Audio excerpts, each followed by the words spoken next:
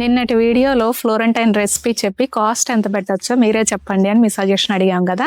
5 rupees నుంచి 80 rupees వరకు ఎవరికి తోచింది వాళ్ళు చెప్పారు. మీ అందరు ఆన్సర్స్ చూసిన తర్వాత నాకు అర్థమైన విషయం ఏంటంటే, మీలో చాలా మందికి ఇంగ్రీడియంట్స్ కాస్ట్ తెలుసు, బట్ ప్రైసింగ్ ఎలా డిసైడ్ చేస్తారో, ఒక ప్రోడక్ట్ తయారు చేయబడిన ప్లేస్ నుంచి మీ చేతికి వచ్చే ప్రాసెస్ లో మిడిల్ కాస్ట్ ఏమేమి ఉంటాయో అవి కొంతమందికి అవగాహన లేదనిపించింది. సో మీకు సింప్లిఫై చేస్తాను.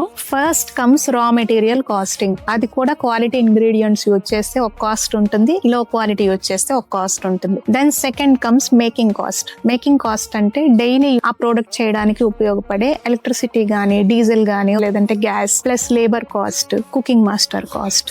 నెక్స్ట్ వచ్చేది ప్యాకేజింగ్ కాస్ట్. మంచి ప్యాకేజింగ్ ఉంటేనే మీ దగ్గరకు వచ్చినంత వరకు ప్రోడక్ట్ సేఫ్ గా ఉంటుంది. అప్పుడు వచ్చేది sustainable margin for a company. Company smooth గా రన్ అవ్వాలంటే ఎంతో కొంత మార్జిన్ పెట్టుకోవాలి కదా. సో ఆ కంపెనీ మార్జిన్ కూడా యాడ్ చేసుకుంటాం. ఆ తరువాత మీ దగ్గరికి రావడానికి ముందు మిడిల్ మెన్ కొంతమంది ఉంటారు కదా, డిస్ట్రిబ్యూటర్స్, డీలర్స్, రీటైలర్స్, వీళ్ళందరికీ ఎంతో కొంత మార్జిన్ యాడ్ చేస్తాం.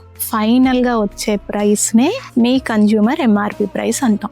ఎంఆర్పి అంటే మాక్సిమం రీటైల్ ప్రైస్. అంతకంటే ₹1 కూడా మీరు ఎక్స్ట్రా పే చేయాల్సిన అవసరం లేదు. ఈ బ్యూటిఫుల్ జర్నీలో ప్రతి ఒక్క స్టెప్ ని కూడా మనం రెస్పెక్ట్ చేయాలి యాజ్ ఎ కన్జ్యూమర్.